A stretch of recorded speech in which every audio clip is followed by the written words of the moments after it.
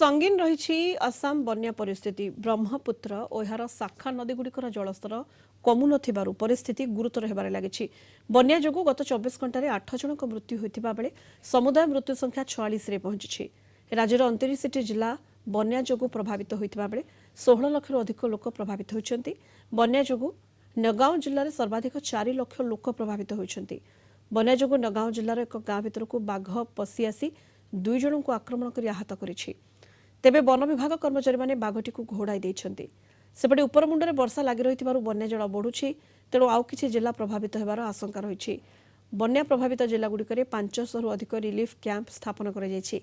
आसाम मुख्यमंत्री विभिन्न अंचल परिदर्शन करी बन्या स्थिति समीक्षा करिछन्ति